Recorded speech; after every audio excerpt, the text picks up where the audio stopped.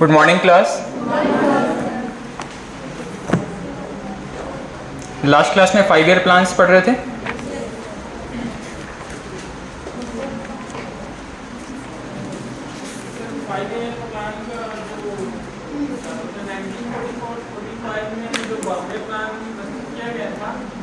हाँ, 8 उद्योगपति थे, बम्बई के ही 8 उद्योगपति थे और उसमें उन्होंने ये प्लान रखा था कि किस तरीके से बड़ी बड़ी फैक्ट्रीज़ को स्टैब्लिश किया जाए सभी के सहयोग से, क्योंकि किसी एक इंडस्ट्रीज़ के बस की बात नहीं थी उतने बड़ी फैक्ट्री स्थापित करना। और किस तरीके से लैंड एक्विजिशन किया जाएगा, किस तरीके से सरकार से कोऑर्डिनेट करके कैसे मतलब फैक्ट्रीज़ को बड़े पैमाने पर उत्पादन के लिए स्थापित किया जाए, इसका एक प्लान इन्होंने प्रस्तुत किया था सरकार के सामने। ठीक है,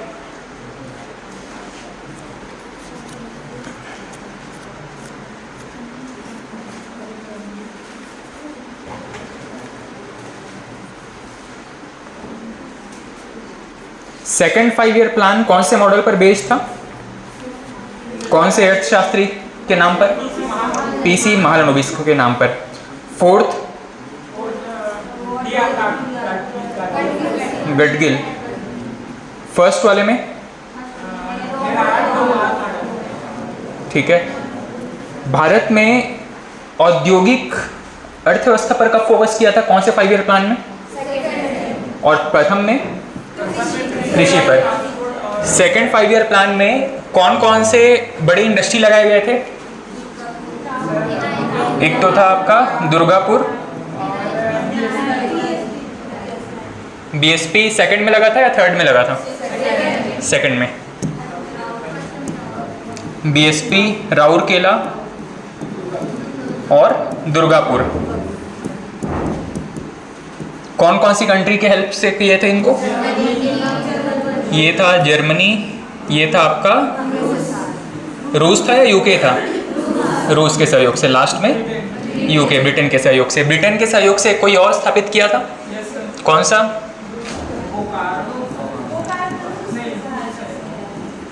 बोकारो किसकी सहायता से था? रूस की सहायता था। ठीक है, तो रूस में 2 है, यूके में सिर्फ दुर्गापुर है और राउरकेला जर्मनी है। अच्छा, बोकारो कौन से 5 ईयर प्लान में था? थर्ड 5 ईयर प्लान में। ठीक है, ये कुछ बातें हमने देखी थी। और चलिए सीधा नोट कीजिएगा, फोर्थ 5 ईयर प्लान, चौथी पंचवर्षीय योजना। सॉरी, फोर्थ हो गया था और फोर्थ के पहले कुछ टाइम का गैप था। फर्स्ट टाइम प्लान हॉलीडे कहा था हमने इसको। कुछ इंपॉर्टेंट चीज़ें हैं, कौन कौन सी चीज़ें हैं? अच्छा, ये समय बताना सबसे पहले तो फर्स्ट 5 ईयर प्लान कब से कब तक था? 1951 से लेकर के 56 तक सेकंड, 56 से लेकर के 61 थर्ड वाला, 61 से लेकर के 66, फिर 66 से लेकर के 69, फिर 69 से लेकर के 74। ये था फर्स्ट, सेकंड, ये थर्ड और ये लास्ट वाला आपका फोर्थ। ये जो बीच का रह गया इसको हम क्या कहते थे? फर्स्ट प्लान हॉलीडे, योजना अवकाश। एग्जाम में पूछता है प्रथम योजना अवकाश कब से कब तक लागू था, तो 66 से लेकर के 69। पूरा जो 5 ईयर प्लान चला है, ठीक है, 2017 तक जितने 5 ईयर प्लान चले हैं, इसमें 3 मौके ऐसे आए हैं जब योजना अवकाश रहा है, मतलब 5 ईयर प्लान जो है वो डिसकंटिन्यू रहा है। ये पहला योजना अवकाश था। ठीक है, चलिए नेक्स्ट कौन सा नोट करना है आपको? 5वां पंचवर्षीय योजना। हेडिंग डाल दीजिएगा फिफ्थ 5 ईयर प्लान।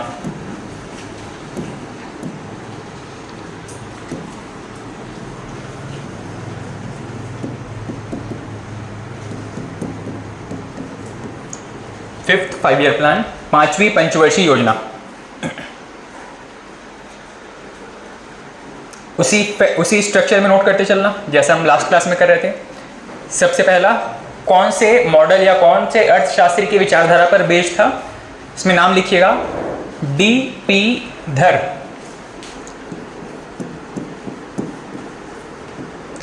डीपी धर मॉडल पर बेस्ड था फिफ्थ 5 ईयर प्लान। नेक्स्ट, प्राथमिकताएं क्या क्या थी, कौन कौन सी चीज़ों पर फोकस किया गया था? सबसे पहला लिखिएगा इसमें लक्ष्य या प्राथमिकता करके लिखिएगा। पहला, गरीबी उन्मूलन, कॉमा आर्थिक स्थिरता गरीबी उन्मूलन, कॉमा आर्थिक स्थिरता, कॉमा रोजगार सृजन, रोजगार सृजन।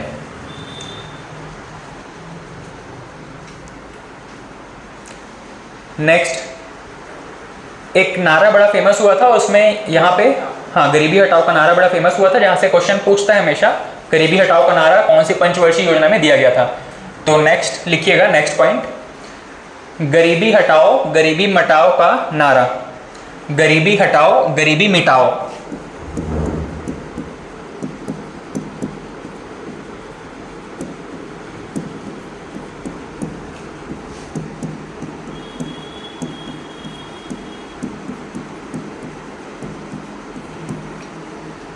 गरीबी हटाओ गरीबी मिटाओ का नारा दिया गया था इस समय। अच्छा, ये 5th 5 ईयर प्लान कब से कब तक लागू रहा होगा?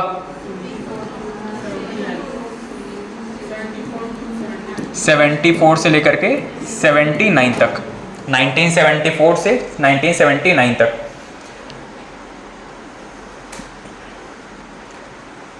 नेक्स्ट कुछ इंपॉर्टेंट स्कीम्स, कुछ इंपॉर्टेंट इंस्टीट्यूशंस या संस्थाएं इस समय पे इस 5 वर्ष के दौरान गठित की गई थी। इसमें सबसे पहले लिखिएगा 1975 डैश आरआरबी का गठन, आरआरबी रीजनल रूरल बैंक या ग्रामीण क्षेत्रीय बैंक,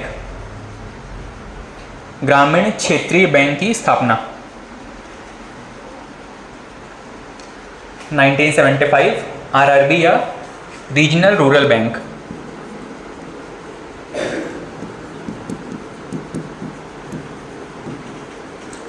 रीजनल रूरल बैंक या क्षेत्रीय ग्रामीण बैंक।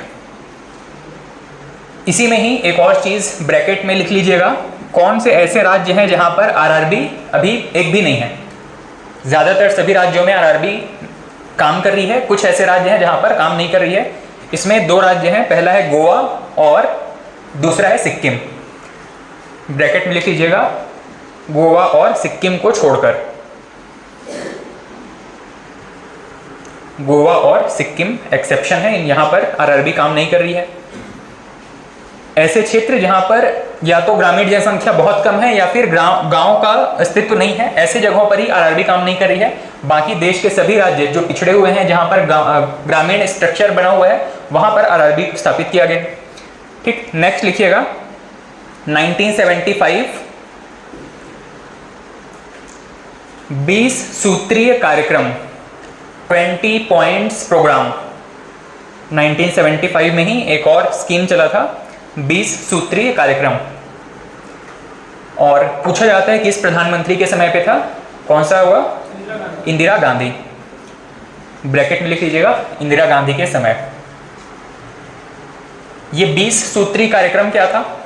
तो इसमें कुछ ऐसा अलग चीज नहीं था। जो वर्तमान में सड़क के लिए, बिजली के लिए, पानी के लिए अलग से योजनाएं चलती है हर एक चीज के लिए, उन सभी को एक ही फाइल में मर्ज करके उसको नाम दे दिया गया था 20 पॉइंट्स प्रोग्राम या 20 सूत्रीय कार्यक्रम। इसी में ही एक एक पॉइंट्स में कहीं पे बिजली का मेंशन था, कहीं पे पानी का मेंशन था, सड़क का मेंशन था, इंफ्रास्ट्रक्चर का मेंशन था। इसी को ही कहा गया 20 सूत्रीय कार्यक्रम,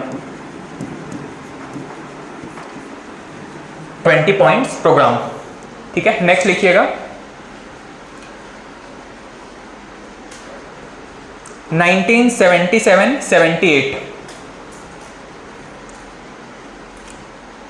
1977-78 काम के बदले अनाज कार्यक्रम, काम के बदले अनाज कार्यक्रम। ये जो प्रोग्राम है असल में वर्तमान में जो हम मनरेगा देखते हैं वो इसी का ही एक्सटेंडेड फॉर्म है। यहाँ से शुरुआत हो चुकी थी कि लोग काम करें और उनको बेसिक उनकी जो डेली कम से कम खाने पीने की जो चीज़ है उतना उनको डेली मिल जाए। ठीक है, उसके बाद अलग अलग जगहों पे फूड की रिक्वायरमेंट अलग अलग टाइप से होती थी, इसलिए बाद में इसको पैसे के रूप में देना शुरू किया गया। ठीक है, काम के बदले अनाज कार्यक्रम 1977-78। नेक्स्ट लिखिएगा, नेक्स्ट लिखिएगा 1978 में जनता पार्टी की सरकार द्वारा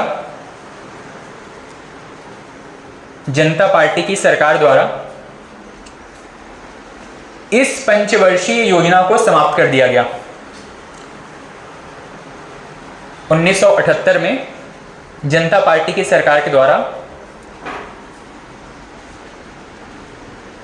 इस पंचवर्षीय योजना को समाप्त कर दिया गया। नए इलेक्शन हुए थे और इंदिरा गांधी जी से काफी नाराज चल रहे थे इस समय दूसरे दलों के नेता, और इस प्रोग्राम को, इस 5 ईयर प्लान को चलना चाहिए था कायदे से 79 तक, लेकिन 78 में इसको समाप्त कर दिया गया। ठीक है, नेक्स्ट पॉइंट लिखिए।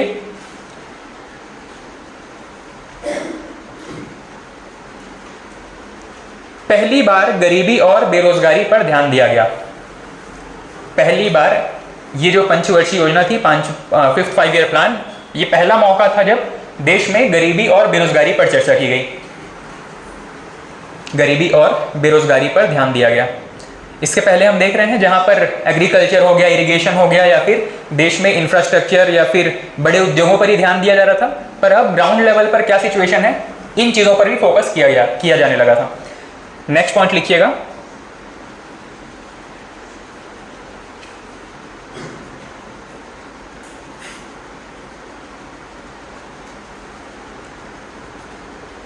नाइनटीन 1976 में पहली जनसंख्या नीति जारी की गई। 1976 में पहली जनसंख्या नीति जारी की गई।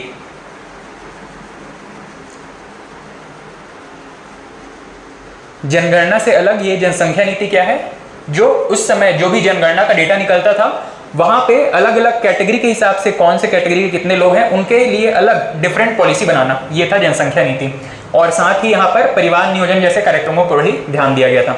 ठीक है, नेक्स्ट लिखिएगा। अच्छा, ये तो 78 में खत्म हो गया था।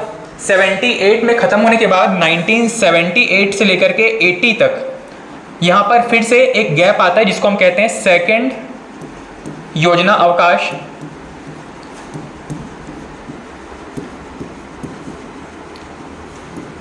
Second plan holiday. ठीक, इस दौरान क्या क्या चीजें हुई थी इनको नोट कीजिएगा। ठीक है, 5th 5 ईयर प्लान हेडिंग डाले थे, उसके बाद लिखिएगा द्वितीय योजना अवकाश और ब्रैकेट में 1978 से 80। द्वितीय योजना अवकाश 1978 से 80 तक।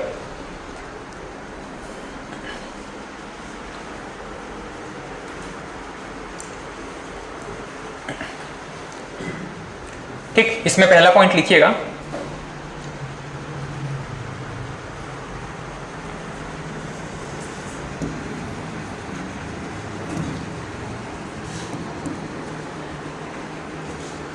इसमें लिखिएगा पहला पॉइंट, इस दौरान, मतलब 1978 से 80 के दौरान की बात की जा रही है, इस दौरान एक वर्षीय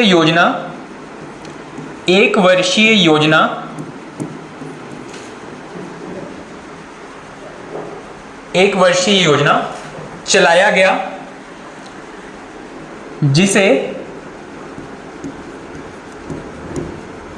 जिसे अनवरत योजना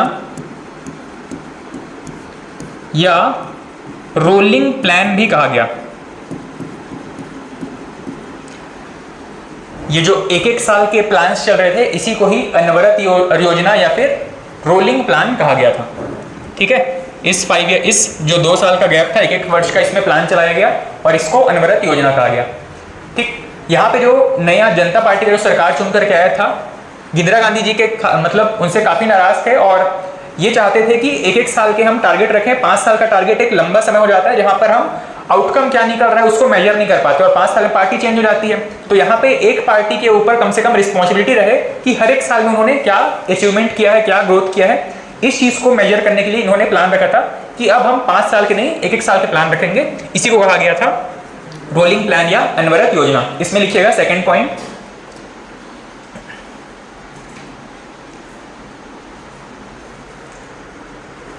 इस योजना अवकाश के पीछे राजनीतिक कारण विद्यमान थे।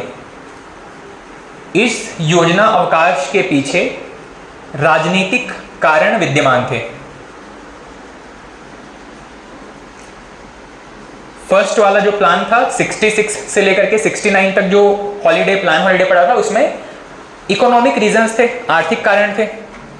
ठीक है, युद्ध वगैरह हुआ था, अकाल की वजह से भारत की आर्थिक स्थिति खराब हो चुकी थी।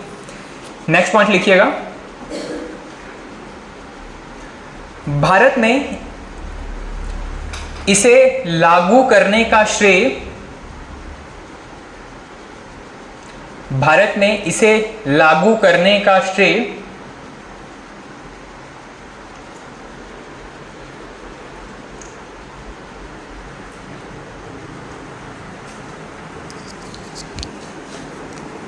तत्कालीन योजना आयोग के उपाध्यक्ष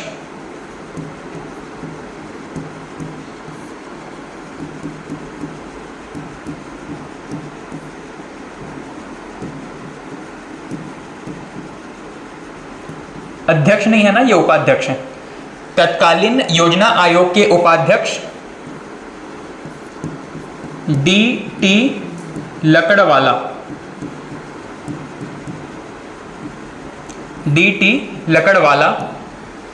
तत्कालीन योजना आयोग के उपाध्यक्ष डी.टी. लकड़वाला को जाता है।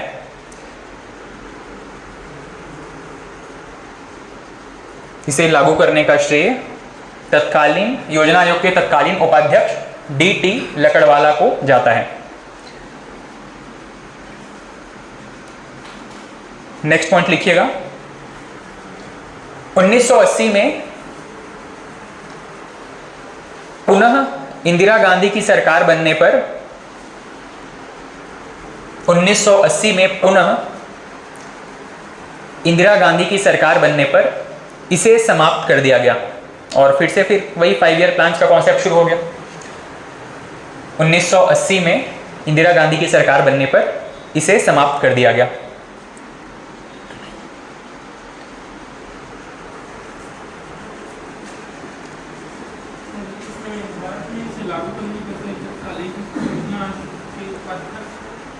डी.टी. लकड़वाला को जाता है।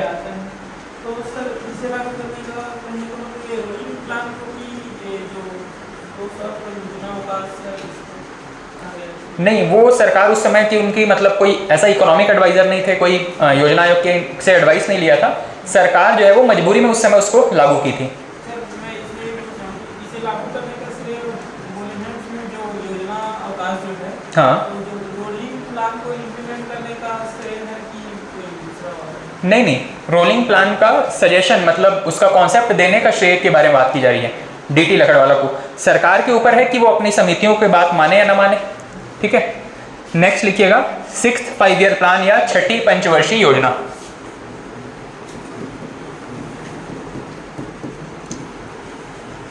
सिक्स्थ 5 ईयर प्लान, छठवीं पंचवर्षीय योजना।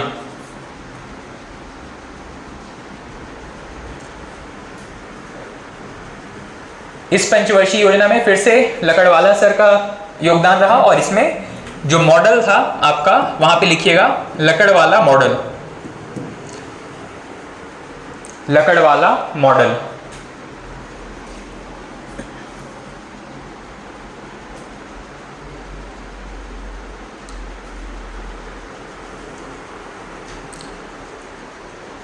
प्राथमिकताएं या लक्ष्य वैसे ही हैं जैसे कि 5th 5 ईयर प्लान में थे, तो यहां पर आप लिख सकते हैं लक्ष्य पूर्ववत, या फिर वहीं पे ये लिख सकते हैं 5th 5 ईयर प्लान के अकॉर्डिंग।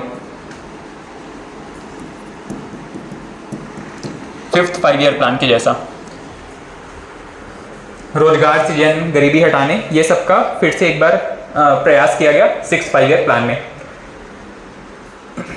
नेक्स्ट, अलग अलग स्कीम्स, अलग अलग प्लान्स शुरू हुए इस 5 ईयर प्लान के अंदर। इसको लिखिएगा ईयर वाइज।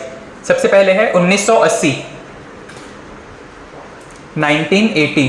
अच्छा, ये जो 5 ईयर प्लान था कब से कब तक चला होगा? 1980 से लेकर के 85 तक। 1980 राष्ट्रीय ग्रामीण रोजगार कार्यक्रम, राष्ट्रीय ग्रामीण रोजगार कार्यक्रम,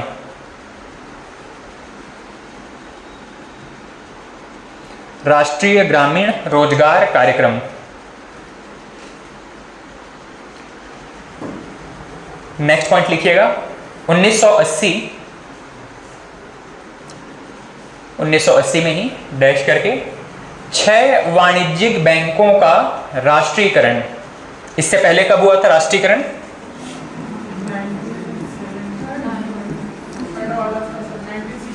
69 में। कितने बैंक थे? 14 बैंक। कुल पूंजी कितनी होती थी एक एक बैंक की? 50 करोड़। इसमें लिखिएगा 1980 6 बैंकों का राष्ट्रीयकरण, 6 वाणिज्यिक बैंकों का राष्ट्रीयकरण, और ब्रैकेट में लिख लीजिएगा 200 करोड़ से अधिक।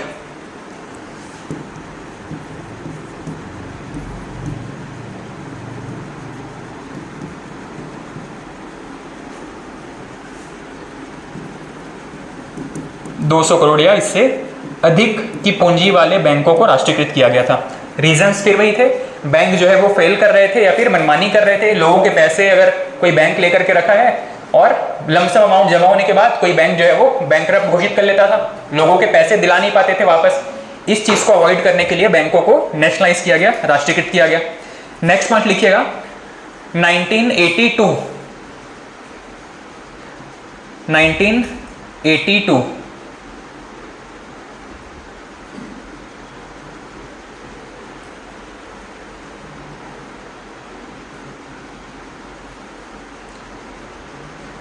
नाबार्ड, 1982 नाबार्ड।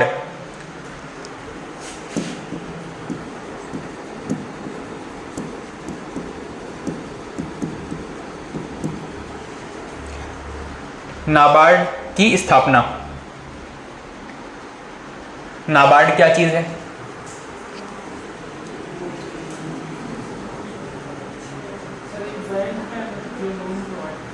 किसको लोन प्रोवाइड करता है? ऐसा तो हमने एक और बैंक देखा था, IDBI। ठीक है, ये सेक्टर स्पेसिफिक बैंक है। IDBI किसको लोन देगा? इंडस्ट्रीज को लोन देने के लिए था। नाबार्ड किसके लिए है? Agriculture and rural development. ठीक है, ये कैसा बैंक है? National bank for agriculture and rural development. ठीक, इसका काम किन किन चीजों पर है? एक तो है एग्रीकल्चर सेक्टर पर फोकस करना, और रूरल डेवलपमेंट वाली कोई भी एक्टिविटी है वहां पर ही लोन प्रोवाइड करने का काम करता है। ठीक, नाबार्ड की स्थापना इसी में ही 1982 में ही, और चाहे तो डैश करके कुछ पॉइंट्स हैं इसको लिखते चलना। 1982 में पहला काम हुआ था नाबार्ड की स्थापना। Next EXIM bank, EXIM, EXIM bank.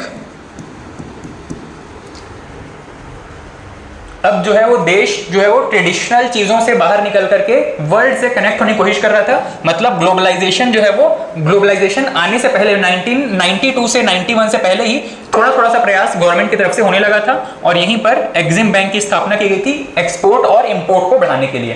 ठीक है, EXIM bank, EXIM, export import bank, EXIM bank की स्थापना। नेक्स्ट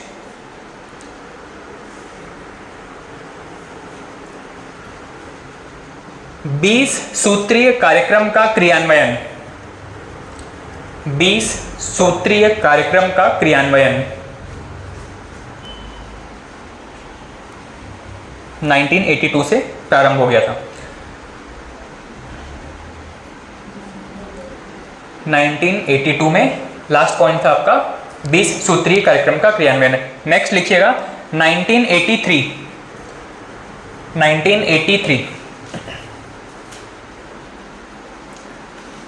पहला पॉइंट है इसमें डेयरी विकास कार्यक्रम, डेयरी विकास कार्यक्रम।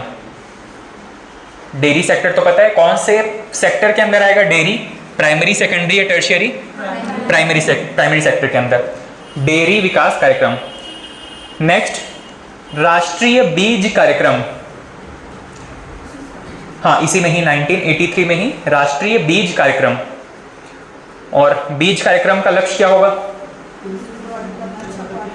हाँ, बढ़िया क्वालिटी के बीज स्टोर करके रखना और मार्केट में किसानों तक पहुंच उसकी सुनिश्चित करना।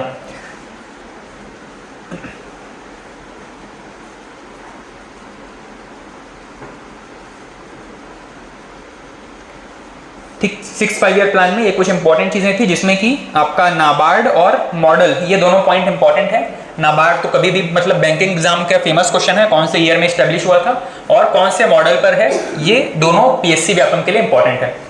ठीक, नेक्स्ट लिखिएगा 7th 5 ईयर प्लान, 7वीं पंचवर्षीय योजना।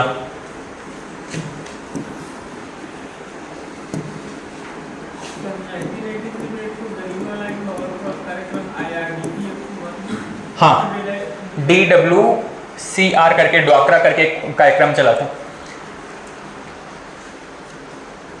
मतलब इसमें तो हम लिमिटेड चीजें लिख रहे हैं, हर एक 5 ईयर प्लान में कम से कम 15-20 पॉइंट्स आपको मिल जाएंगे। 7th 5 ईयर प्लान ये भी कंटिन्यू था, कौन से ईयर तक चलेगा ये? 1985 से लेकर के 85 से 90 तक।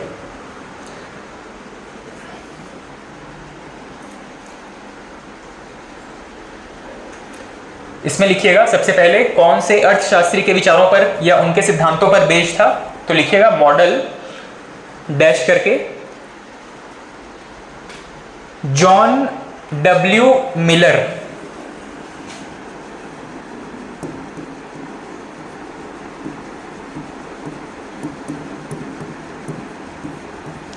जॉन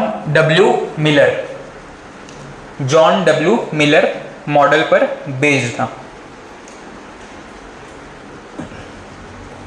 और प्राथमिकताएं अब मोर और लेस वैसे ही हैं जैसे कि पिछले 5 ईयर प्लान्स में थी। तो नेक्स्ट पॉइंट लिखिएगा आप सीधा, कौन कौन से इंपॉर्टेंट कार्यक्रम चले थे, प्लान्स या स्कीम्स चले थे। तो पहला था, नोट कीजिएगा, 1985-86,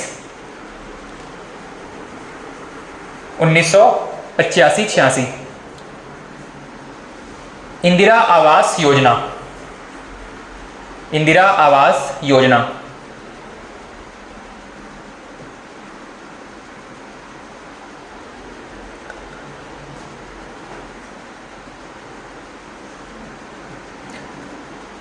नेक्स्ट 1988 सेबी की स्थापना।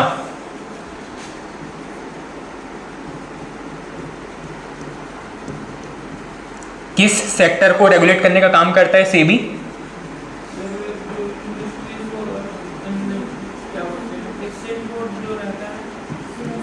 शेयर मार्केट को रेगुलेट करने का काम करता है।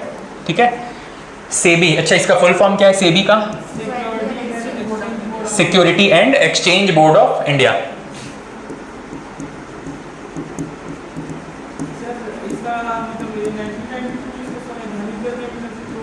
अभी स्थापना हो गया था केवल, सेबी की स्थापना, security and exchange board of India. जैसे पंचायती राज चल तो पहले से रहा था पर संवैधानिक दर्जा बाद में मिला था।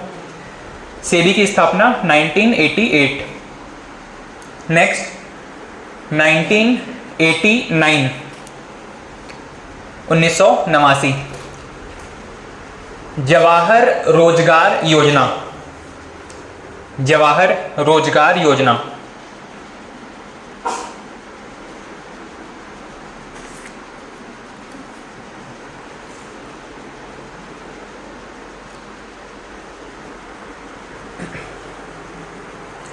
ठीक, 7th 5 ईयर प्लान्स में ये 2-3 इंपॉर्टेंट चीजें थी। उसके बाद में 1990 के बाद में वापस प्लान हॉलीडे 2 साल का, लिखिएगा तृतीय योजना अवकाश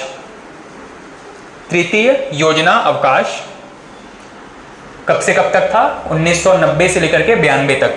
अब ये बताइएगा पहला प्लान हॉलीडे कब पड़ा था? 1966 से लेकर के 69, सेकंड 78 से लेकर के 80 तक, और तीसरा था 90 से लेकर के 92 तक। ठीक, फर्स्ट सेकंड थर्ड कौन कौन से थे इसको याद रखना है। अच्छा, इसमें से रोलिंग प्लान किसको कहा गया था? 78-80 वाले को रोलिंग प्लान नाम दिया गया था। ठीक है, नेक्स्ट लिखिएगा इसमें अच्छा आपने नोट किया है तृतीय योजना अवकाश 1990 से लेकर के 92। इसमें लिखिएगा पहली चीज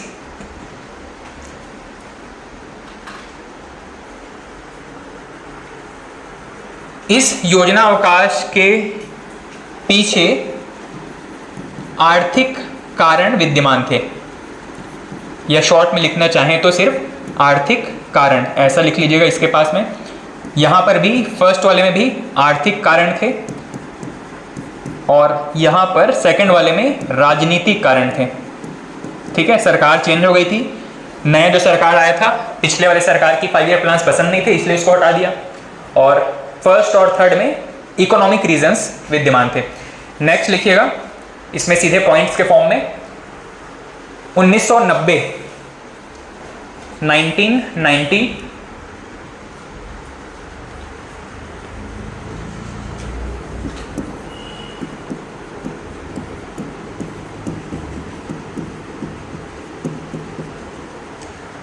सिडबी की स्थापना।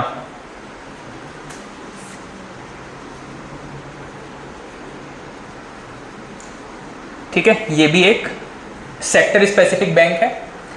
सिडबी की स्थापना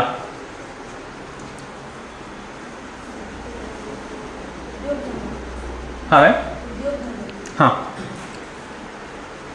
नेक्स्ट 1991 1990 सिडबी की स्थापना। 1991 एलपीजी रिफॉर्म्स।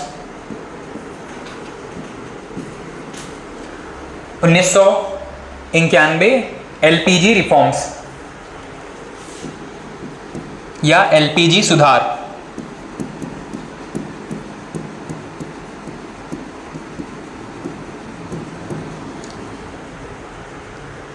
इसका फुल फॉर्म तो याद रहेगा, लिबरलाइजेशन, प्राइवेटाइजेशन और ग्लोबलाइजेशन।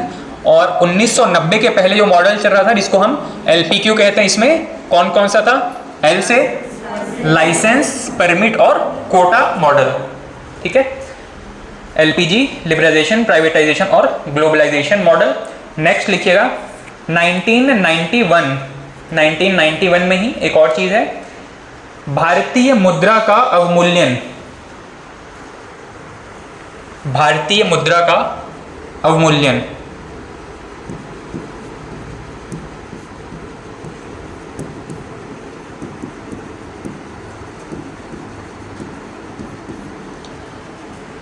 ठीक, मुद्रा का अवमूल्यन देश में कितने बार हुआ था, कैसे किया गया, इसको हम मुद्रा के टॉपिक में पढ़ेंगे। पर याद रखिएगा मुद्रा का अवमूल्यन का होने का मतलब क्या होता है?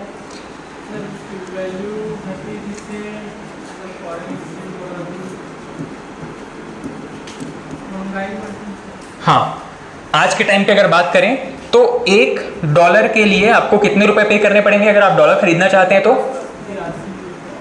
मान लीजिए 80 प्लस कुछ भी, 78 से लेकर के 85 के बीच कुछ भी, अलग अलग मार्केट में या फिर अलग अलग समय पे ये प्राइजेस चेंज हो सकते हैं। मान लीजिए $1 के लिए आपको 80 रुपए पे करने पड़ते हैं। यहीं पे जब भारत शुरुआत में आज़ाद हुआ था उस समय ये करेंसी वैल्यू कैसी रही होगी? $1 1 रुपए के लिए।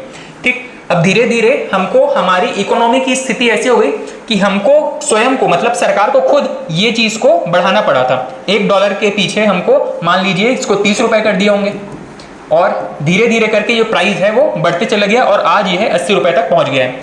ये जो हो रहा था अभी तक, ये जो 1991-92 तक जो किया गया था, ये था सरकारी हस्तक्षेप पर। रुपये की वैल्यू जो डिवैल्यूएट की गई थी, ये था सरकारी प्रयास की वजह से, सरकार स्वयं इस पर हस्तक्षेप करती थी। लेकिन एलपीजी रिफॉर्म्स के बाद जो भी पैसों का डिप्रिसिएशन हो रहा है, रुपये का डिप्रिसिएशन हो रहा है, वो है बाजार आधारित। बाजार आधारित मतलब डिमांड और सप्लाई पर बेस्ड है। ठीक है, आज जो रुपीस का डिप्रिसिएशन होता है वो डिमांड और सप्लाई पर बेस्ड है, उसमें सरकार का कोई हस्तक्षेप नहीं रहता है। ठीक, बल्कि सरकार प्रयास करती है कि एक लिमिट से ज़्यादा पैसों की वैल्यू ना गिर जाए या फिर ना बढ़ जाए। ठीक है, अब इसमें क्या किस तरीके के चेंजेस होते हैं या फिर क्या इससे इफेक्ट होता है, वो हम देखेंगे भारत में व्यापार जब पढ़ेंगे या फिर इंपोर्ट एक्सपोर्ट वाला जब चैप्टर पढ़ेंगे, वहां पर आपको समझ में आएगा कि रुपीस की वैल्यू बढ़ने से या घटने से क्या इफेक्ट होता है पूरे इकोनॉमी पर। ठीक है, तो मुद्रा का अवमूल्यन 1991 में। ठीक है, ये था आपका तृतीय योजना अवकाश में, खास करके दो चीजें थी। नेक्स्ट लिखिएगा 8वीं पंचवर्षीय योजना, 8th 5 ईयर प्लान।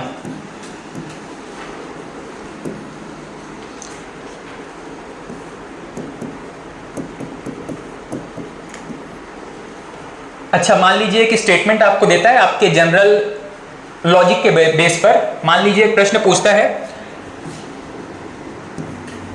रुपए की वैल्यू बढ़ने पर इंपोर्ट में, मतलब जो खरीदी करते हैं इसमें क्या होगा, इंपोर्ट बढ़ेगा, घटेगा या वैसा ही रहेगा, या फिर इनमें से कोई नहीं। रुपीस की वैल्यू अगर बढ़ती है तो इंपोर्ट बढ़ेगा या घटेगा, और अगर इसकी वैल्यू कम होती है तो बढ़ेगा। इसके पीछे के रीजंस आप समझ पा रहे हो? रीजंस मतलब रुपीस की वैल्यू अगर बढ़ती है तो इंपोर्ट कम क्यों हो जाता है?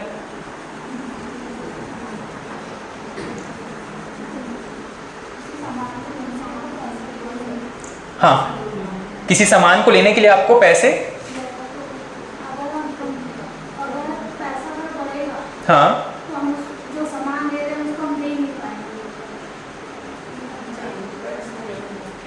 थोड़ा सा और एक्सप्लेन कीजिएगा कैसे। मतलब अगर रुपीस की वैल्यू बढ़ती है इसका मतलब है कि, अच्छा, एक्सचेंज मार्केट में रुपी का पोजीशन बढ़ने का ये मतलब है कि $1 के लिए अब आपको कम पैसे पे करने पड़ेंगे। पहले 80 पे कर रहे थे, अब 75 रुपीस पे करने पड़ेंगे। इसका मतलब ये है रुपी का जो वैल्यू है, जो बढ़ने का रीजन है, बढ़ने का जब बात किया जाता है इकोनॉमी के सेक्टर में, तो इसका मतलब ये है कि किसी विदेशी मुद्रा के रिस्पेक्ट में, उसकी तुलना में हमारी करेंसी मजबूत हो रही है। मजबूत होने का मतलब है कि हमें जो करेंसी, जो $1 खरीदने के लिए पहले 80 रुपए देने पड़ते थे, वही अब हमें 75 रुपए देकर के वो $1 मिल जाएगा। इस कंडीशन में इंपोर्ट बढ़ेगा या घटेगा?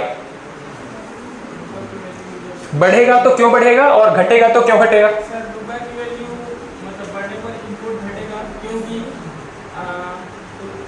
किसी चीज की डिमांड तब होती है, मतलब विदेशी मार्केट में भारतीय वस्तु की डिमांड होगी। हाँ, इसके कारण उन लोग को रुपए खरीदना पड़ेगा। हाँ, और रुपए खरीदने से उसकी वैल्यू बढ़ेगी। हाँ, और वैल्यू बढ़ेगी तो हम लोग सामान को मतलब एक्सपोर्ट कर रहे हैं, तब वैल्यू बढ़ेगी, तो वैसे में इंपोर्ट हम लोग का कम हो जाएगा। ठीक, आपका थोड़ा कुछ लॉजिक सही है, मतलब शायद आपको समझ में आ रहा है, पर सही तरीके से आप बता नहीं पाओगे कोई पॉइंट्स को। जब हम व्यापार का पूरा एक चक्र देखते हैं तो जनरली हमारा इंपोर्ट और एक्सपोर्ट दो मेजर फैक्टर हैं यहाँ पे। अच्छा, चलिए यहाँ पर अब घुसेंगे तो यहाँ से भटक जाएंगे। 12 तक कंप्लीट कर लेते हैं पहले, उसके बाद अगर समय रहा तो वहाँ पर जाएंगे। 8th 5 ईयर प्लान में लिखिएगा सबसे पहले 92 से लेकर के कहाँ तक चलेगा ये? अब कोई प्लान गैप नहीं मिलेगा आपको 92 से लेकर के ये 97 तक।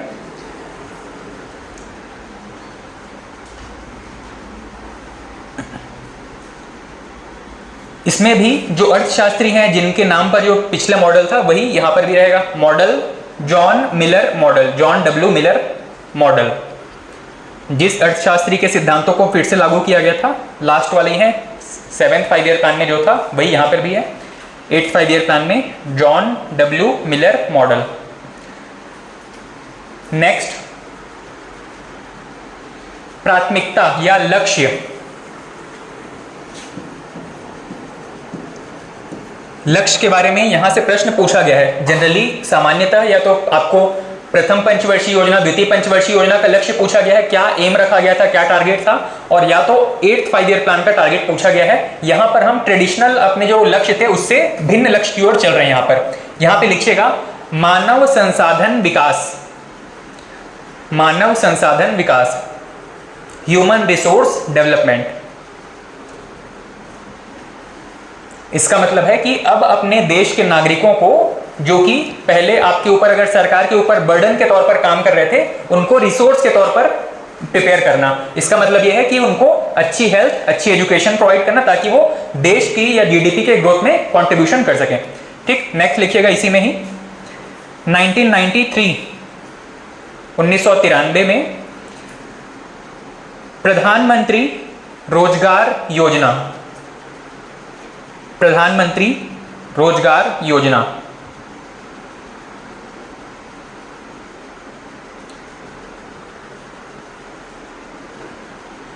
और नेक्स्ट लिखिएगा 1995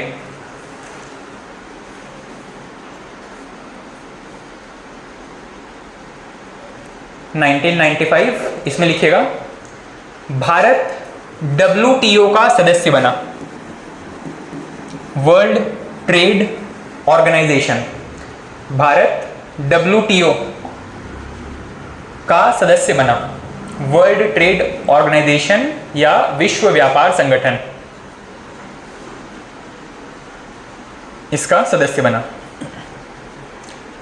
ठीक, 8th 5 ईयर प्लान में ये कुछ मेजर पॉइंट्स थे। नेक्स्ट लिखिएगा 9th 5 ईयर प्लान, 9वीं पंचवर्षीय योजना।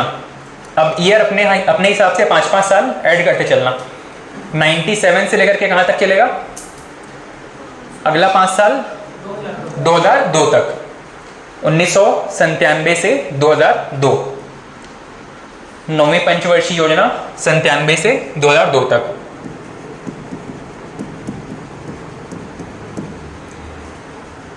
इसमें लिखिएगा सबसे पहले कौन से अर्थशास्त्री के विचारों को लिया गया था। तो यहां पर आपके उस समय के जो वित्त मंत्री थे भारत के, उनके विचारों को यहां पर शामिल किया गया। इसमें लिखिएगा मॉडल प्रणब मुखर्जी, प्रणब मुखर्जी।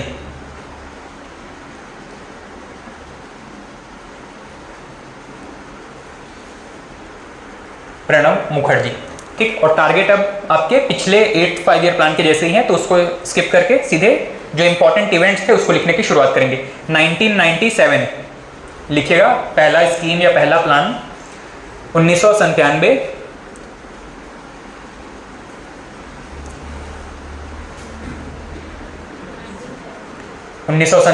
पहला स्कीम है इसमें स्वर्ण जयंती शहरी रोजगार योजना, स्वर्ण जयंती शहरी रोजगार योजना।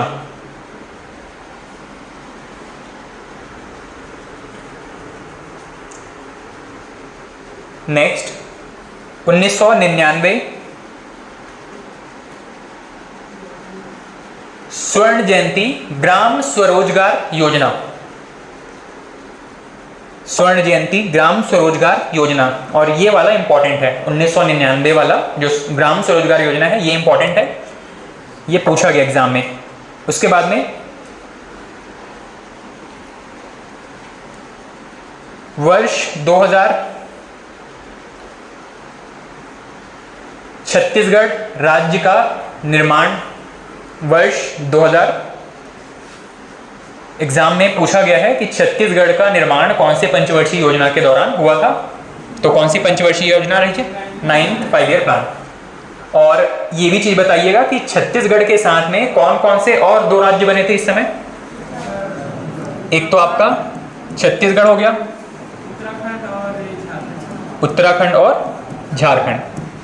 झारखंड है ना, जम्मू कश्मीर नहीं है, झारखंड। छत्तीसगढ़, उत्तराखंड, झारखंड, ये 3 राज्य बने थे।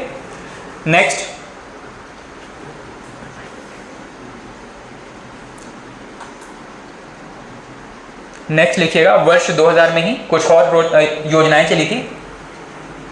वर्ष 2000 डैश करके अन्नपूर्णा योजना, अन्नपूर्णा योजना।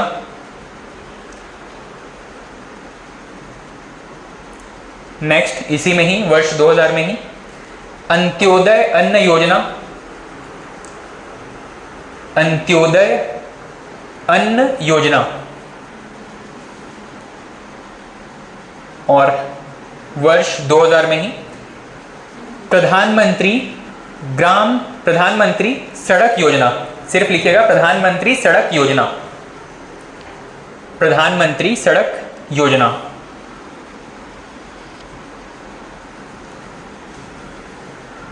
ठीक। अन्नपूर्णा योजना में पका हुआ मील देने का प्रोविजन था, और अन्नपूर्णा आपका अंत्योदय अन्न योजना में जो सबसे पिछड़े वर्ग के लोग हैं, जैसे कि बुजुर्ग हो गए या फिर विडो हो गए, इन लोगों को अन्न प्रोवाइड करना है, पीडीएस शॉप में अन्न देने का काम किया गया था। नेक्स्ट लिखिएगा 10th 5 ईयर प्लान,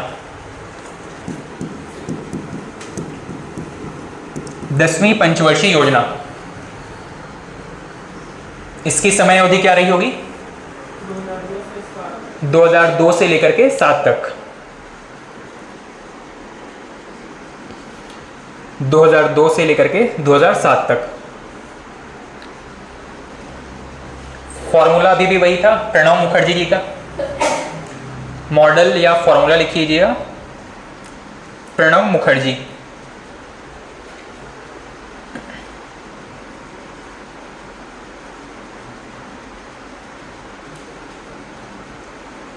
इसमें लिखिएगा नेक्स्ट पॉइंट,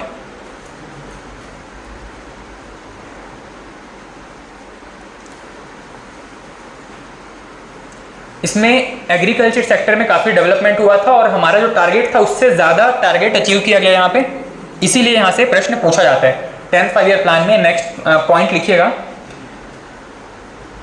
इस पंचवर्षीय योजना में या इस 5 ईयर प्लान में,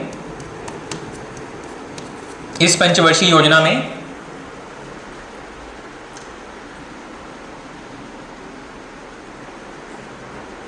कृषि में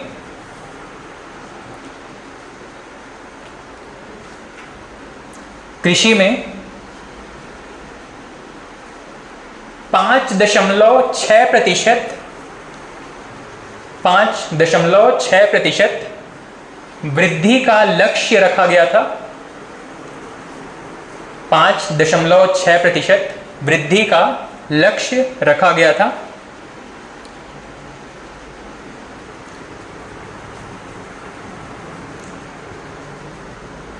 किंतु 6.5%, 6.5% प्राप्त किया गया,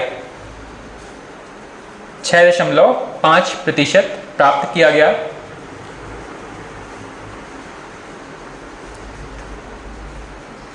ठीक। नेक्स्ट पॉइंट लिखिएगा,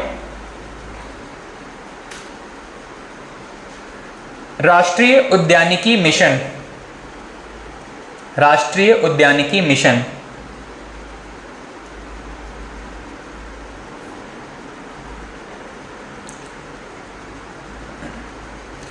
नेक्स्ट पॉइंट लिखिएगा इसी में, ठीक है, इसी 5 ईयर प्लान में राष्ट्रीय उद्यानिकी मिशन प्रारंभ किया गया था। नेक्स्ट पॉइंट लिखिएगा, प्रति व्यक्ति आय दोगुना करने का लक्ष्य, प्रति व्यक्ति आय दोगुना करने का लक्ष्य।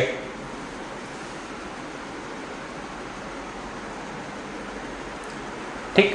10th 5 ईयर प्लान में एक और टारगेट सेट किया गया कि पर कैपिटा इनकम को उस समय की तुलना में अब डबल करना है। चलिए नेक्स्ट 5 ईयर प्लान लिखिएगा, 11वीं पंचवर्षीय योजना, 11th 5 ईयर प्लान, 11वीं पंचवर्षीय योजना।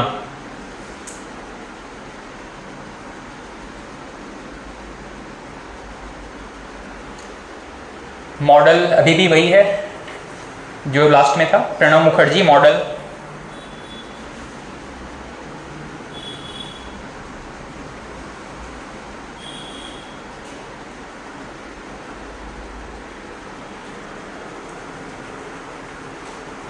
लक्ष्य या प्राथमिकता लिखिएगा, लक्ष्य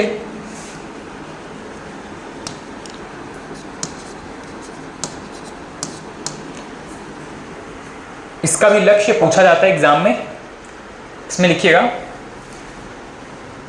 तीव्र और अधिक समावेशी विकास, तीव्र और अधिक समावेशी विकास।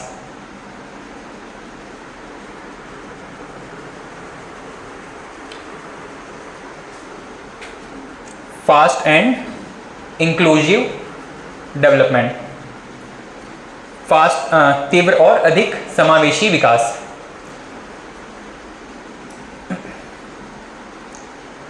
नेक्स्ट पॉइंट लिखिएगा इसमें 11वीं पंचवर्षीय योजना में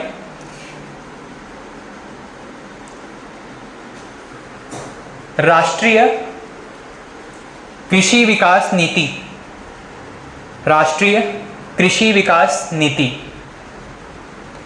कॉमा करके राष्ट्रीय खाद्य सुरक्षा मिशन, राष्ट्रीय खाद्य सुरक्षा मिशन कॉमा कृषि बीमा योजना, कृषि बीमा योजना कॉमा किसानों की ऋण माफी, किसानों की ऋण माफी।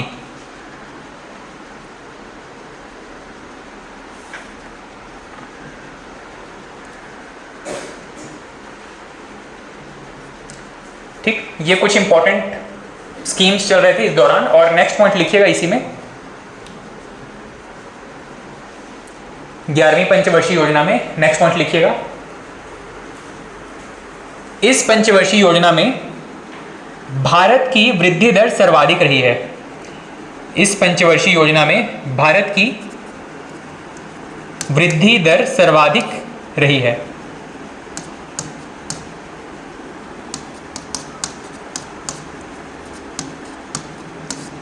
जितने भी 5 ईयर प्लान्स थे उसमें से इस 5 ईयर प्लान में सबसे ज़्यादा ग्रोथ रजिस्टर किया गया।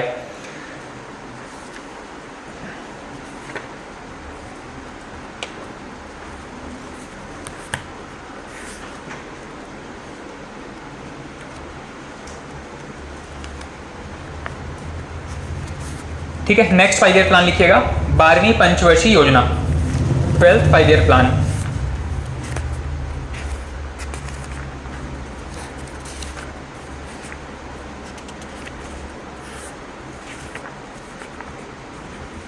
Twelfth 5 year plan.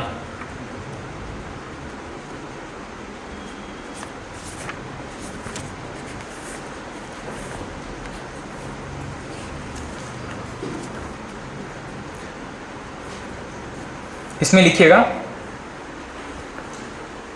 मॉडल, कौन से मॉडल पर बेस्ड था?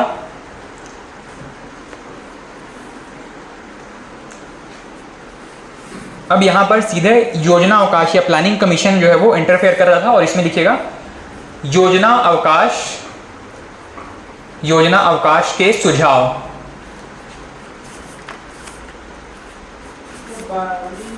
हाँ, लास्ट 12वीं पंचवर्षीय योजना कब से कब तक चला होगा? 2012 से लेकर के 17 तक। 2012 में योजना अवकाश उस समय एग्जिस्ट कर रहा था। ठीक है, उन्होंने जो सुझाव दिए थे वही चीज़ यहाँ पर लागू की, मतलब उन्हीं का जो मॉडल था वो यहाँ पर लागू था। उसके बाद में तो नीति आयोग आ गया था। ठीक है, लिखिएगा योजना अवकाश के सुझाव।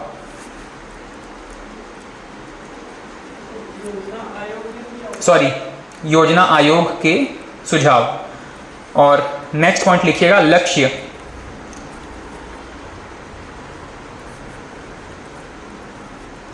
पिछला वाला लिखे थे तीव्र और समावेशी विकास। इसमें लिखिएगा तीव्र कॉमा सतत, तीव्र सतत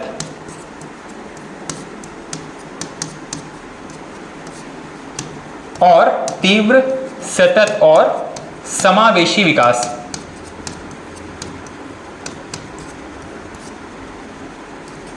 तीव्र सतत और समावेशी विकास।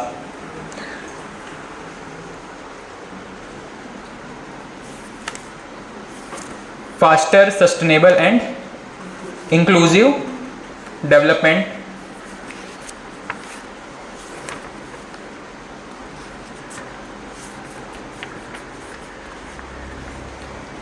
ठीक, इसमें कुछ स्कीम्स हैं, इसको नोट करते चलिएगा। इस 5 ईयर प्लान के दौरान कुछ स्कीम्स हैं।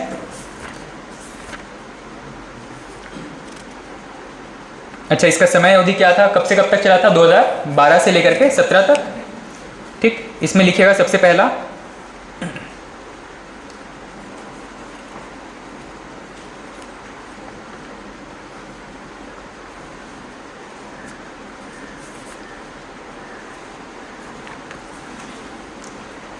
प्रधानमंत्री जन धन योजना, प्रधानमंत्री जन धन योजना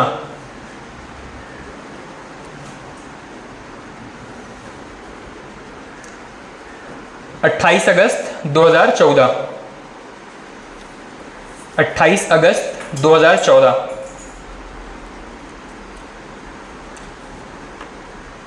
नेक्स्ट, हाँ, जनधन योजना, जनधन योजना का उद्देश्य क्या है भाई?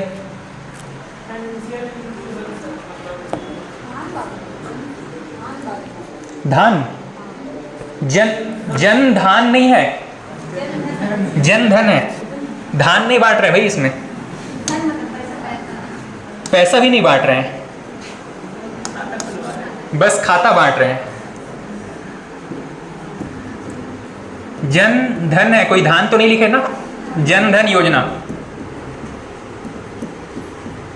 इसके लक्ष्य की अगर बात करें तो सबसे पहला एक लक्ष्य है कि फाइनेंशियल इंक्लूजन या फाइनेंशियल लिटरेसी मिल सके देश के जितने भी लोग हैं, जितने भी पिछड़े वर्ग के लोग हैं, जिनको अभी तक बैंक से ज़्यादा लेना देना नहीं होता था, वो कम से कम बैंक जाएं और वित्तीय साक्षर हो जाए, मतलब लेन देन करना सीख जाए। दूसरा चीज़ था, हर एक परिवार के पास कम से कम एक खाता होना चाहिए जहां पर उनके सब्सिडी की राशि उनको प्राप्त हो सके, ठीक है। और तीसरा एक रीज़न था कि सरकार अगर किसी भी तरीके से वित्तीय सुविधा देती है किसी भी परिवार को, मान लीजिए किसी परिवार के मुखिया की मृत्यु हो गई, तो जो कैश ट्रांसफर किया जाना है वो किसी व्यक्ति के हाथ में न दे करके इनके खाते में दिया जा सके, ठीक है। ये कुछ रीजंस थे। नेक्स्ट लिखिएगा, make in India, make in India, make in India. इसका लक्ष्य क्या रहा होगा? मेक इन इंडिया, हाँ, भारत को सुंदर बनाना,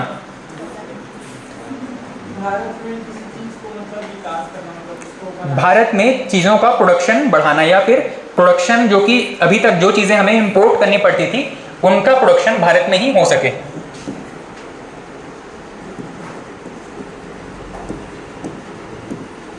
मेक इन इंडिया कार्यक्रम 25 सितंबर 2014, बस ब्रैकेट में डेट लिख लीजिएगा। डेट बिल्कुल हम स्पेसिफिक डेट लिख रहे हैं, पर आप ईयर याद रखेंगे तो भी चलेगा। 25 सितंबर 2014। नेक्स्ट, स्वच्छ भारत मिशन, स्वच्छ भारत मिशन 2 अक्टूबर 2014।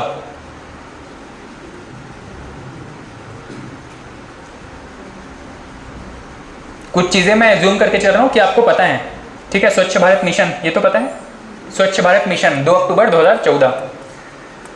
नेक्स्ट, सांसद आदर्श ग्राम योजना, सांसद आदर्श ग्राम योजना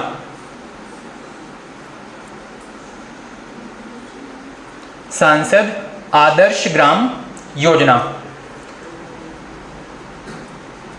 डैश करके इसका जो डेट था 11 अक्टूबर 2014,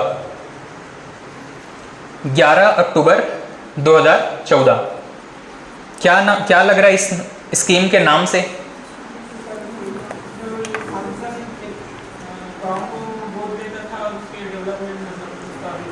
हाँ, कोई भी सांसद जो है वो अपने एरिया के जो भी उसका लोकसभा क्षेत्र आ रहा है या राज्यसभा क्षेत्र आ रहा है, उस एरिया के कुछ गांव को या किसी गांव को गोद लेकर के उसके डेवलपमेंट के लिए, उसके डेवलपमेंट से रिलेटेड एक्टिविटीज वहां पर करवा सकता था, ठीक है। वो बस सजेशन देता था, बाकी डेवलपमेंट काम करवाने की जिम्मेदारी वहां के लोकल अथॉरिटी की होती थी, पर पैसा जो है वो इसके सांसद निधि से ही दिया जाता था, ठीक है। सांसदों को इस स्कीम के तहत अलग से 5 करोड़ की राशि मिलती थी सांसद निधि के तौर पर, और इसी राशि को खर्च करवाकर वो किसी भी गांव में उसके विधानसभा या लोकसभा क्षेत्र या राज्यसभा क्षेत्र में आने वाले किसी भी क्षेत्र में काम करवा सकता था वो इस पैसे से, ठीक है। नेक्स्ट लिखिएगा,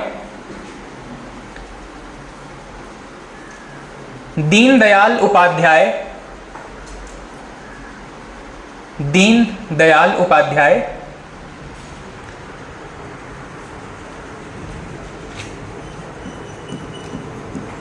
श्रमेव जयते योजना,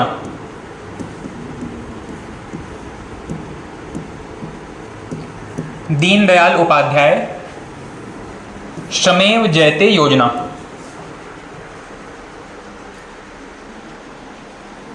सोलह अक्टूबर 2014, 16 अक्टूबर 2014। जितने भी लेबर क्लास के या लेबर कैटेगरी के लोग हैं उनकी सुविधा के लिए, उनको उनके हितों का संरक्षण करने के लिए यहाँ पर जो भी श्रम कानून थे, जितने भी श्रम कानून हैं, ये उनके फेवर में उसमें सकारात्मक परिवर्तन करना, सकारात्मक परिवर्तन करना, ये इसमें लक्ष्य रखा गया था। श्रम कानूनों में सकारात्मक परिवर्तन करना ताकि श्रमिकों को लाभ हो सके। नेक्स्ट, बेटी बचाओ बेटी पढ़ाओ योजना, बेटी बचाओ बेटी पढ़ाओ योजना 22 जनवरी 2015, 22 जनवरी 2015 किस राज्य से शुरू हुआ था? ये योजना कहां से शुरू हुआ था? सबसे पहले बिहार, हरियाणा, सबसे पहले शुरू हुआ था हरियाणा में।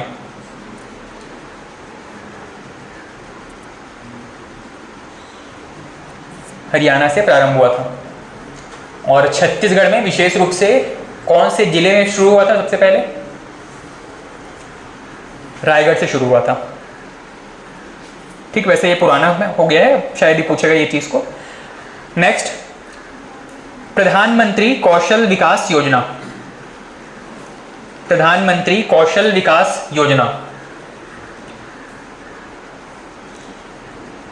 21 मार्च 2015, 21 मार्च 2015। इसका लक्ष्य क्या रहा होगा? हाँ, स्किल डेवलपमेंट के लिए जो शिक्षित युवा हैं, जिनको स्किल न होने की वजह से रोजगार नहीं मिल पा रहा है, उनको किसी ना किसी प्रकार का उनके इंटरेस्ट के अकॉर्डिंग कुछ उनको स्किल प्रोवाइड करने का लक्ष्य रखा गया था। नेक्स्ट, मुद्रा योजना, मुद्रा योजना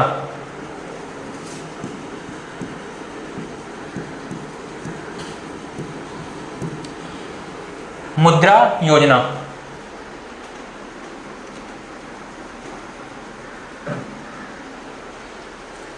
इसका फुल फॉर्म भी लिख लीजिएगा, MUDRA, इसका फुल फॉर्म लिख लीजिएगा। Micro unit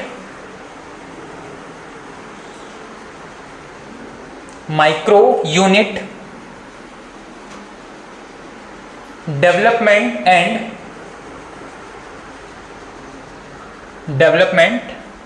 and refinance agency.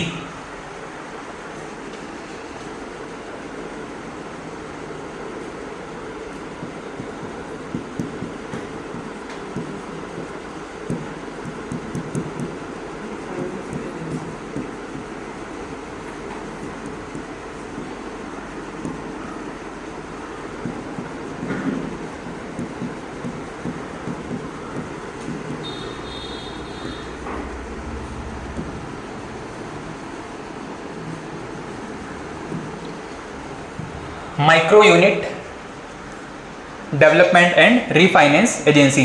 ठीक है, ये मुद्रा योजना में, ये मुद्रा नाम से एक बैंक स्थापित किया गया था, जो छोटे छोटे जो लघु कुटीर उद्योग टाइप के छोटे उद्योग हैं, इनको लोन देने का या उनको रीफाइनेंस, अगर वो घाटे में चले गए हैं तो उनको फिर से लोन देने का काम किया जा रहा था मुद्रा योजना के तहत। ठीक है, अप्रैल 2015, अप्रैल, मुद्रा योजना की शुरुआत अप्रैल 2015 में, अप्रैल 2015। अच्छा, और इस मुद्रा योजना में एक और चीज जो पहले पूछा गया था, इसमें 3 कैटेगरी के लोन बांटे जाते हैं। ठीक है, अलग अलग जो साइज के लोन हैं उनको अलग अलग नाम दिया गया है। जो सबसे कम साइज का लोन है इसको कहा जाता है शिशु लोन, उसके बाद में तरुण और एक है किशोर। ठीक, अच्छा ये उल्टा हो गया है, शिशु, किशोर और तीसरा है तरुण। शिशु, किशोर और तरुण। इसमें जो सबसे छोटा ऋण होता था शिशु वर्ग के अंतर्गत, इसमें था 50,000 तक, 50,000 तक। नेक्स्ट लिख लीजिएगा, किशोर में 5 लाख तक, 50,000 से लेकर के 5 लाख तक। और लास्ट तरुण वर्ग में 10 लाख तक। इसमें से ये तीनों एग्जाम में पूछे गए हैं, जिस समय 2015, 16, 17 तक इनमें से प्रश्न पूछे जाते थे। शिशु, किशोर और तरुण, 50,000, 5 लाख और 10 लाख। ठीक है, मुद्रा योजना अप्रैल 2015, और ये 3 कैटेगरी में लोन प्रोवाइड करता था। नेक्स्ट, प्रधानमंत्री सुरक्षा बीमा योजना। प्रधानमंत्री सुरक्षा बीमा योजना मई 2015, मई 2015 में प्रधानमंत्री के नाम पे 3 योजनाएं शुरू की गई थी, 3 इंश्योरेंस स्कीम शुरू किए गए थे। उसी में से एक था प्रधानमंत्री सुरक्षा बीमा योजना। और यहीं पे इसकी प्रीमियम कितनी रुपए होती है, इसको लिख लीजिएगा, 12 रुपए वार्षिक। कोई भी ऐसा व्यक्ति जो 18 से लेकर के 60 वर्ष की आयु तक का है, उसके लिए एक्सीडेंशियल इंश्योरेंस था, वो अपना अकाउंट लिंक करवा देते थे इस योजना से, हर साल 12 रुपए कटते थे। और अगर मान लीजिए कोई दुर्घटना होती है उस व्यक्ति के साथ जिसमें उसकी अपंग हो जाता है या मृत्यु हो जाती है, ऐसे कंडीशन में सरकार उसको पैसा देती थी। ठीक है, 2 या 3 लाख रुपए तक इसमें मिल जाता था। नेक्स्ट लिखिएगा, प्रधानमंत्री जीवन ज्योति बीमा योजना। प्रधानमंत्री जीवन ज्योति बीमा योजना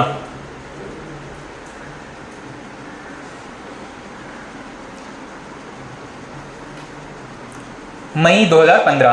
ये दूसरा स्कीम था जो कि इसमें साथ में शुरू किया गया था, जीवन ज्योति बीमा योजना। इसमें प्रीमियम था 330 रुपए, 330 रुपए वार्षिक।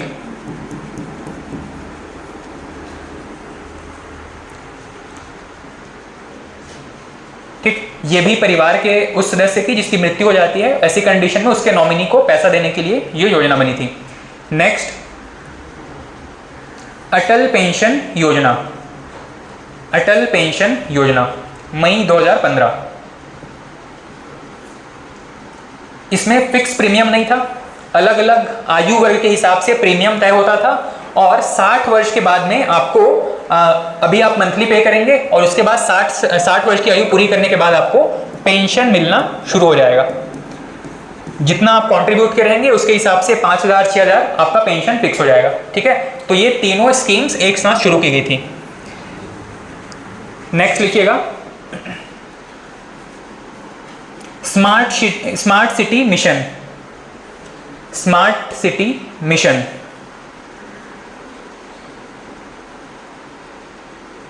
Smart city mission. नेक्स्ट लिख लीजिएगा, digital India mission.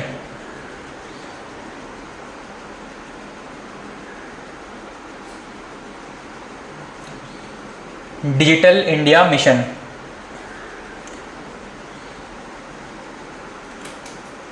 Next, startup India. Startup को प्रमोट करने के लिए स्टार्टअप इंडिया।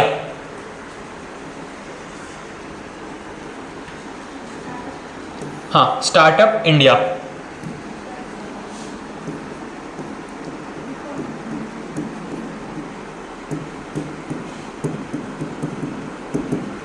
क्या पूछ रहे थे आप? स्टार्टअप क्या होता है? क्या होता है स्टार्टअप? छोटे मोटे होटल खोलना कह सकते हैं, स्वरोजगार का एक रूप है कह सकते हैं। स्टार्टअप मतलब अपनी पूंजी लगा करके कोई भी स्वरोजगार सृजन करना। Startup India. हाँ, स्टार्टअप में स्पेसिफिक मतलब ये बताएगा कि अपना खुद का काम स्टार्ट करना, खुद से हाँ, स्टार्टअप इंडिया, इसका डेट लिख लीजिएगा जनवरी 2016। स्टार्टअप इंडिया जनवरी 2016। नेक्स्ट, सागरमाला परियोजना। सागरमाला परियोजना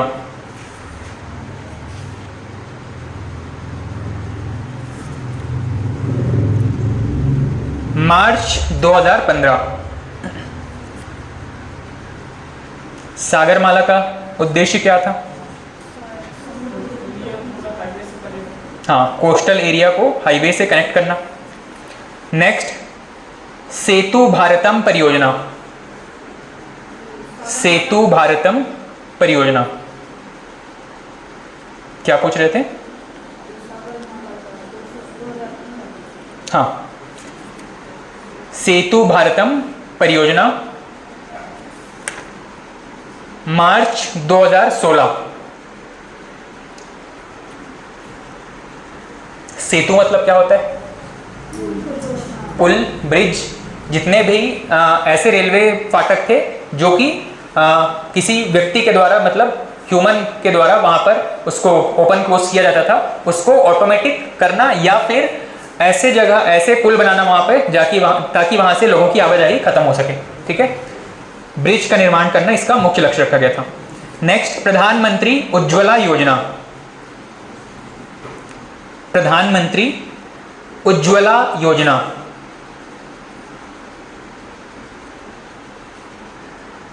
1 मई 2016। उज्ज्वला योजना क्या था? बिजली कनेक्शन, गैस कनेक्शन देना। उज्ज्वला योजना 1 मई 2016। नेक्स्ट, नमामि गंगे योजना। नमामि गंगे योजना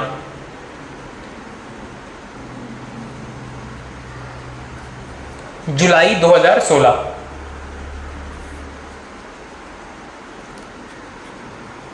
इसका लक्ष्य क्या था? गंगा को क्लीन करना। ठीक। नेक्स्ट, प्रधानमंत्री आवास योजना। नेक्स्ट है प्रधानमंत्री आवास योजना नवंबर 2016। प्रधानमंत्री आवास योजना पहले गांवों के लिए शुरू किया गया था और बाद में शहरों में भी इसको एक्सटेंड कर दिया गया। जो पुराना अभी आपने इंदिरा गांधी के नाम से पढ़ा था ना, योजना घर बनाने के लिए, वही इसको प्रधानमंत्री आपका आवास योजना में कन्वर्ट कर दिया गया था। ठीक, नवंबर 2016।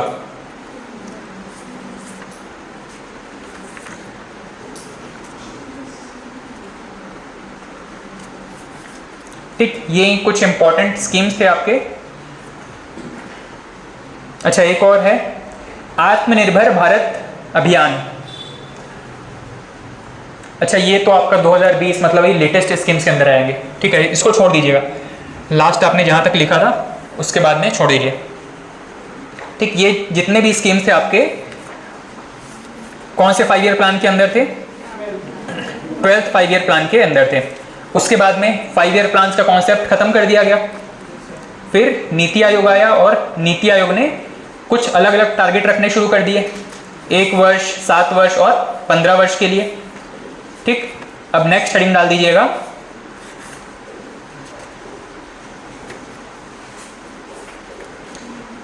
बारहवीं पंचवर्षीय योजना तक कंप्लीट हो गया। उसके बाद में नेक्स्ट हेडिंग डाल दीजिएगा योजना आयोग। नेक्स्ट हेडिंग डालिएगा योजना आयोग।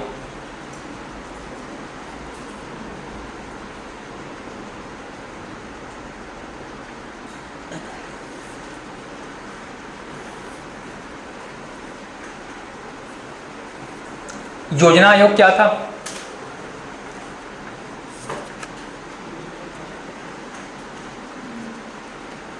वर्तमान में योजना आयोग काम कर रहा है या नहीं कर रहा है?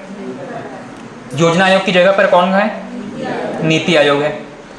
ठीक, योजना आयोग का उद्देश्य क्या था कि प्लान्ड, मतलब इसके नाम में ही योजना है, इसका मतलब ये था कि भारत में जो भी संसाधनों का व्यय किया जा रहा है, खर्च किया जा रहा है, वो प्लान्ड तरीके से हो, अनप्लान्ड तरीके से ना हो, ताकि एक टारगेट हमारा फिक्स रहे और उसी दिशा में हम काम कर सकें।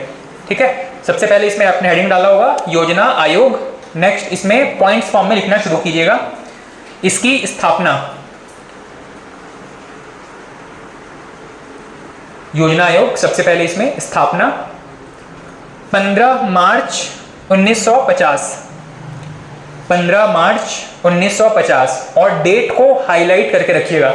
बहुत कम ऐसे जगह हैं जहां पर आपको स्पेसिफिक डेट पूछा जाता है, इसमें डेट इंपॉर्टेंट है। 15 मार्च 1950। नेक्स्ट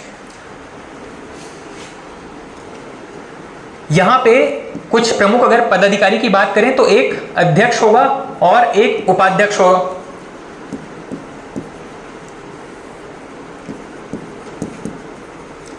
लिखिएगा। अब यहां पे अध्यक्ष के साथ एक और चीज लिख सकते हैं आप, पदेन अध्यक्ष। ठीक, पदेन अध्यक्ष, पदेन अध्यक्ष प्रधानमंत्री। जो भी व्यक्ति प्रधानमंत्री का पद धारण करेगा वो ऑटोमेटिकली यहां पे अध्यक्ष के रूप में नामित हो जाएगा। पदेन अध्यक्ष प्रधानमंत्री।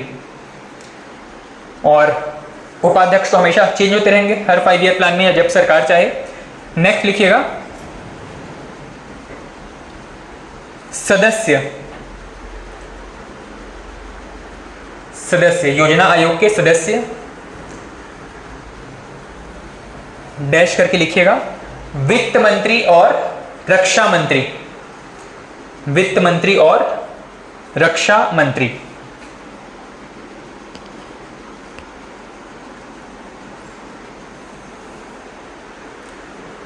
ठीक, उसके अलावा बाकी सदस्य होते थे जो कि अलग अलग चीजों के एक्सपर्ट होते थे, पर ऐसे व्यक्ति जो मंत्री के रूप में यहाँ पे सदस्य के रूप में बने हो, वो उनमें कौन कौन से थे आपके?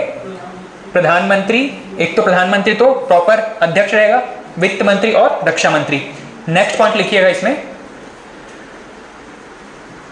यह एक परामर्शदात्री संस्था थी।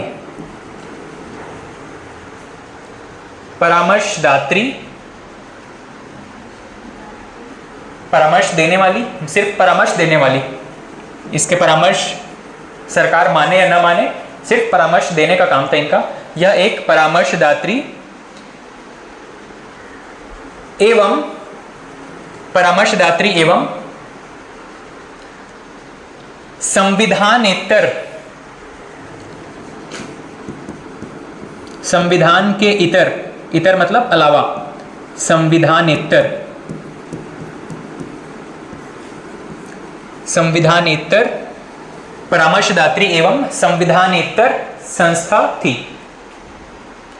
संविधान के अलावा इसका मतलब है कि संविधान में इसका कहीं भी उल्लेख नहीं किया गया था, इसको सिर्फ एक एग्जीक्यूटिव ऑर्डर के थ्रू बनाया गया था।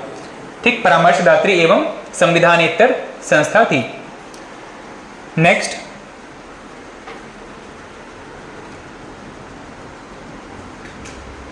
एक जनवरी 2015 को, 1 जनवरी 2015 को योजना आयोग के स्थान पर, योजना आयोग के स्थान पर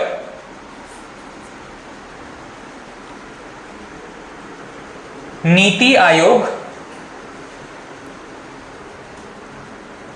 नीति आयोग की स्थापना की गई। योजना आयोग के स्थान पर नीति आयोग की स्थापना की गई।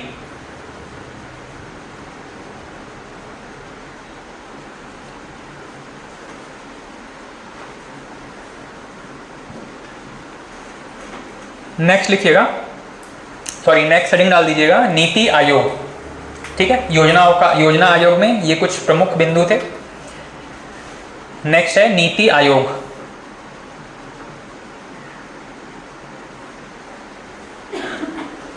नीति आयोग में जनरली बस एक ही प्रश्न पूछा जाता है अभी तक कि इसकी स्थापना कब की गई थी, तो डेट आपको पता चल गया 1 जनवरी 2015 को। एक और चीज़, जब नीति आयोग नया नया बना था उस समय इसका फुल फॉर्म पूछ लिया गया था, आपको पता होगा वैसे, नीति का full form national institute for initiative for transforming India.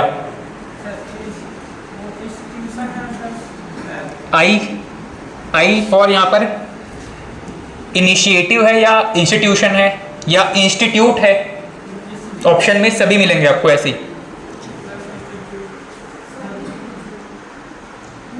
हाँ, लिख लीजिएगा इसमें national institution for transforming India.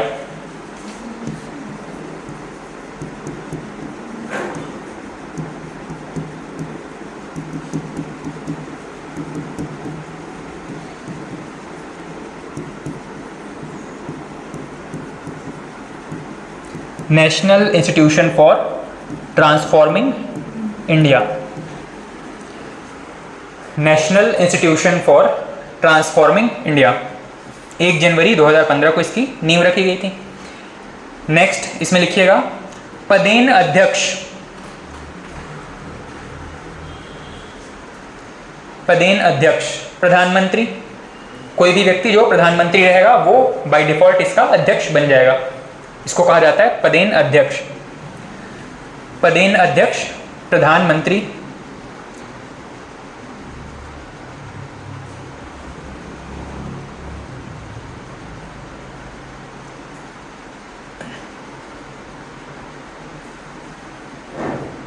Next point लिखिएगा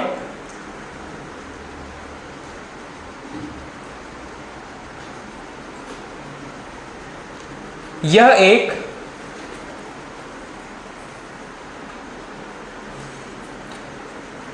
थिंक टैंक के रूप में कार्य करने वाली संस्था है। यह एक थिंक टैंक के रूप में कार्य करने वाली संस्था है, मतलब सोचने समझने और सिर्फ सुझाव देने का काम करने वाली संस्था है। यह एक थिंक टैंक के रूप में कार्य करने वाली संस्था है।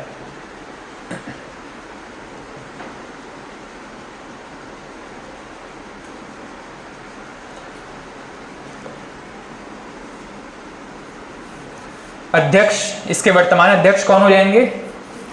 प्रधानमंत्री। कौन है प्रधानमंत्री? नरेंद्र मोदी। और इसके उपाध्यक्ष नीति आयोग के उपाध्यक्ष, ये अभी लेटेस्ट में शायद चेंज हुए हैं, नहीं राजीव कुमार भी चेंज हो गए हैं, अमिताभ कांत,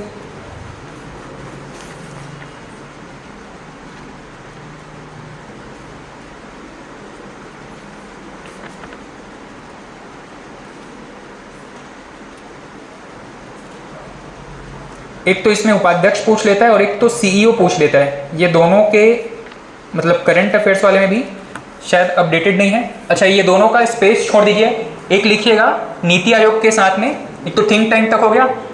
अध्यक्ष तो नाम पता है आपको, प्रधानमंत्री मतलब मोदी जी रहेंगे। इसमें 2 ठो खाली स्पेस छोड़िएगा, एक लिखिएगा उपाध्यक्ष, इसको गूगल करना है, और एक है आपके सीईओ। ये दोनों करंट अफेयर के लिए हिसाब से बस इंपॉर्टेंट है, ठीक। हालांकि इसको करंट अफेयर में नोट करना था। उपाध्यक्ष और सीईओ, ये दोनों का खाली स्पेस छोड़ दीजिएगा और गूगल करके एक बार इसको लिखिएगा, उपाध्यक्ष कौन है और वर्तमान सीईओ कौन है। वर्तमान सीईओ शायद सुब्रमण्यम करके कोई है, एक बार आप कंफर्म करके इसको लिखिएगा, उपाध्यक्ष और सीईओ को।